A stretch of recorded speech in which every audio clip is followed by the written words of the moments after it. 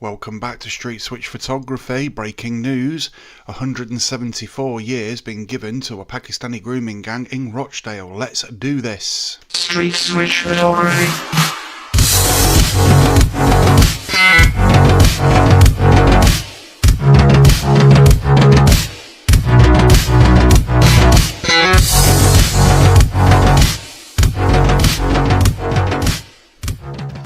Yes, welcome back to Street Switch Photography. I've just came across this actually on YouTube from GB News. 174 years being given to a bunch of men that was basically raping young children. I'm going to take you straight over to the feed that's basically saying it's breaking. Here we go, listen to what he's got to say. Now, 174 years, it's an extraordinary total, and for 7 men, even though that's quite the group, all of those sentences, very heavy indeed. And it's the ringleader, Mohammed Zahid. Mohammed Zahid. Now, they'll be showing you a picture of some of these filthy animals in a few moments, but this is the exact reason we do not want these people in our country. Bear that in mind whilst you're watching this video. If you've got children yourself, just bear this in mind. Aged 64, who's received the heaviest sentence of 35 years. He was found guilty. Not long enough. Not long enough. They should deport him. Of 20 offences. Now, let me just make this clear. This guy will now go to prison, and the taxpayer will be paying for him to have a room and 3 square meals a day. Now, it's no secret that prisons are run by Muslim gangs. He's going to be welcomed into there because Muslims don't look at paedophiles as so much of a problem, especially first cousin marriage and things like that, and especially when they're 9 years old. What's good enough for Mohammed's good enough for any of them, isn't it? Let's have a look. Including rape, indecency with a child, and attempting to procure a girl into having unlawful sexual intercourse. Now, the next most serious sentence went to Qasir Bashir, 29 Qasir Bashir. years for 4 offences, including rape.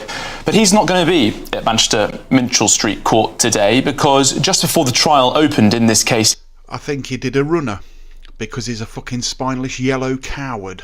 In January, he skipped police bail, like many of the other offenders on this trial. He was also... So what you need to think here is these people have all ran back to their original country they came from, probably.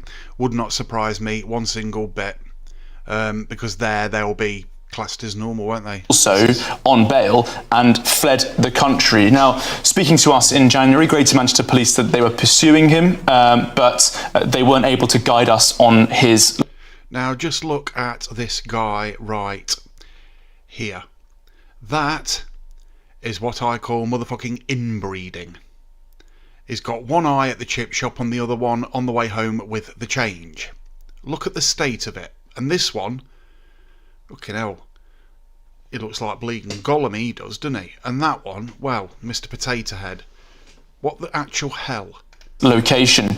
And giving her victim impact statement in the court on Monday, one of the 2 girls, in this case, teenage girls, said that this is the one sort of area of control that this abuser, Qasir Bashir, still has over her because he's not there to face the justice that is needed. But 29 years... Now, I'm not sure what this video is actually about. I don't know whether they've just entered a train station or somewhere like that, but this is for some reason this video is on here, so... For him, Mushtaq Ahmed, 27 years for 9 offences, including rape. Rahiz Khan, age 39, 12 years, guilty of 1 count of rape. Mohammed Shahzad, age 44, 26 years, found guilty of 6 offences, including rape. Nisar Hussein... Is this a hotel? Because it sure looks like one. Sentenced to 19 years. He's 41 years old, guilty of 3 offences. And Naheem Akram, age 48, he's been sentenced to 26 years. Now, this is the grooming gang scandal. This is just the tip of the iceberg. There are hundreds more around the country, and there's going to be hundreds more of these reports coming forwards. These reports, this should never have happened. Now, this has happened under the Tories and Labour. And they want us to keep the boats coming in. Let me make that very clear. They want us to treat these people and call them British English people. Now, this abuse gang in Rochdale, operating between 2001 to 2006, was split into 2 groups who... Now, that's 5 years. targeted Girl A and Girl B. These two girls did not know each other, and those groups between market stall holders and taxi drivers carried out horrific abuse where the girls were treated like sex slaves. That's what the prosecutor said at the opening of this trial in January.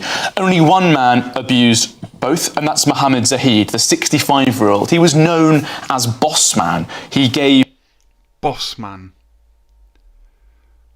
A paedophile known as Boss Man. That's what his friends called him. Or his associates. This is pretty sick. Of all that is wrong on the planet.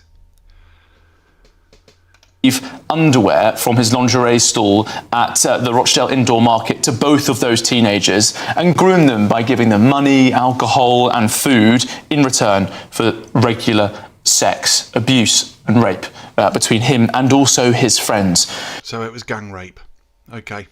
During this trial, we heard about the appalling conditions that these girls were kept in damp basements, underground clothes shops, that they were abused on mattresses, and that they were often having abuse shouted at them by the perpetrators while they were walking in the street, that they were thrown a few pennies at the end of... Well, we see this a lot. We see this a lot. We've been here, where I live. We've been in Melton, and I know somebody personally that's had to shout at a particular shop for, let's just say, saying unsavoury things to young children as they walk home from school.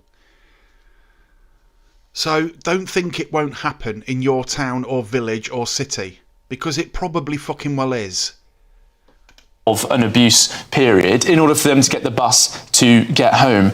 Girl A, one of the two very brave complainants in this case, coming forward to Greater Manchester Police's CSE Major Investigations team, she said that more than 200 offenders abused her during this period.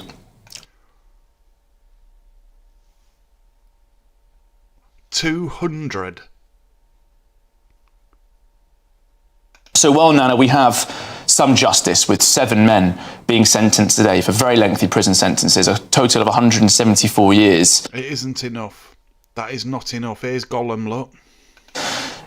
She said that she could have been targeted by over 200, and there were so many that it was hard to keep. 200 men. 200.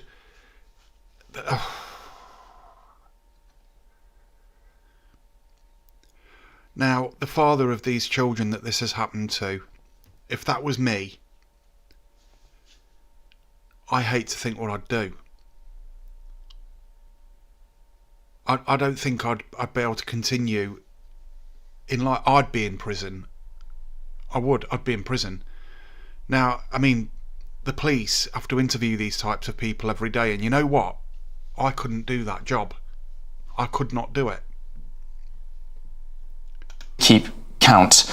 Girl B, by contrast, also experienced this horrifying ordeal on a really vast scale and was also being abused while she was staying in a local children's care home when she was preyed upon by Zahid and fellow market traders. Now, some of those traders were born in Pakistan, and so questions will be asked about their deportation. Although Qasir Bashir, age 50, not in the country, could he be in Pakistan? Or... That's what I said at the beginning of the video. They've fled back to Pakistan.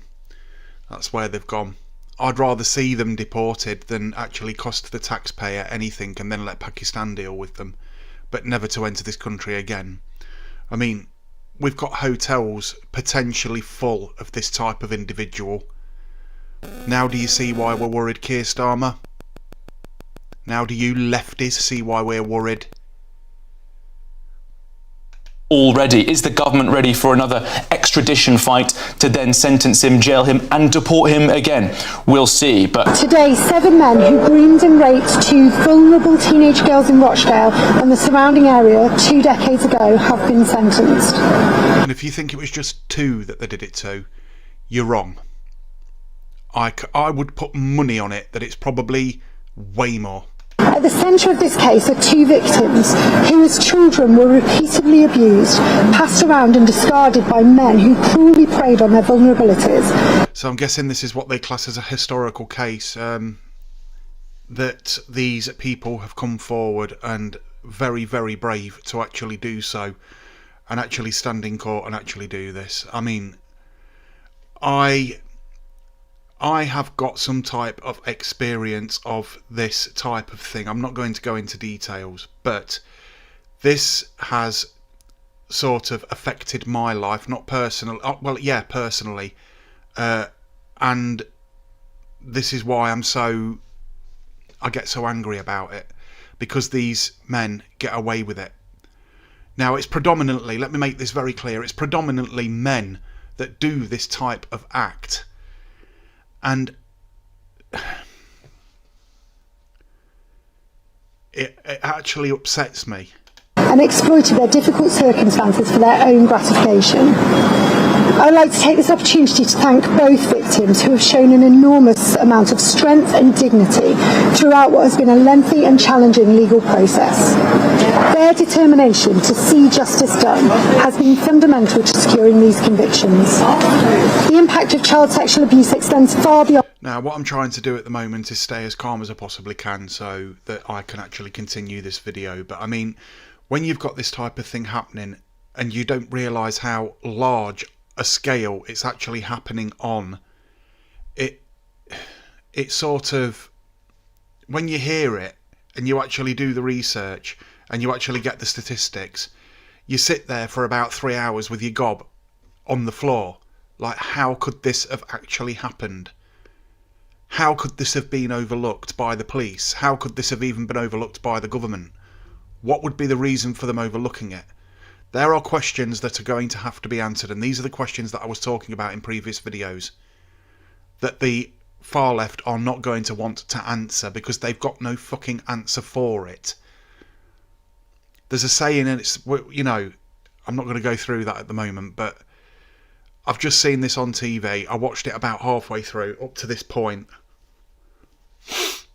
and it's actually quite shocking because those poor children have now come of age where they know exactly what it is. They've got to live with that torture for the rest of their lives.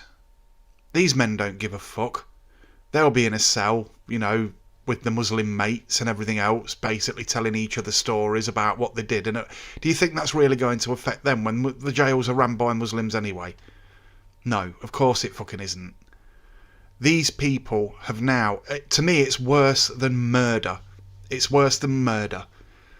I'd rather shake hands with a murderer than ever trust any of these bastards that have done this to children, because that child now has got to live with that mental scar and torture for the rest of their sodding life, which is wrong, extremely wrong. It should be a much heavier sentence. I don't think that's enough between them. On the immediate offending. Both women not only gave evidence during the trial, but have assisted the court further by providing victim personal statements, describing in tragic detail the trauma they have carried for decades, and the impact this offending has had on all parts of their lives. None of the defendants have shown the slightest remorse for what they have put the survivors through. By maintaining their denials and refusing to accept responsibility, they force these brave women to relive the abuse they suffered at their hands over a 5-month trial. Our organised child sexual abuse unit, in collaboration with Greater Manchester Police, was able to use extensive evidence to build a comprehensive picture of their offending to present to the jury, who found them guilty and delivered the justice these women deserved. All children have the right to be safe and protected. I hope the outcome of this case will encourage anyone who may be in a similar position to come forward to report their abuse to the police. Now here's a start message and a start warning to every single individual that actually thinks it's okay to support this migrants and everything else and the Muslim population in the Pakistani rape gang inquiry. Okay, you know, you've got people standing outside these hotels basically saying we want to keep our children safe. These are families, these are people that have been brought up in Great Britain, and fuck you, Keir Starmer, I don't give a shit what you say. These people have been brought up in Great Britain and they wanted the children to have a decent education, to get a decent job and probably raise a family of their own and lead a normal life. And then you've got these lefties, these far left fucking sickos that will stand there and spout bullshit with the little signs and everything saying refugees are welcome here. They're saying refugees, not illegal immigrants. The ones that are paid for by the fucking government, and you get Antifa, them sick bastards as well, that come around saying all this is actually okay and then try calling everybody else this horrible, disgusting words and all this sort of rhetoric. Now, the way Keir Starmer was talking in his campaign over the last 3 days was he's up for a fight.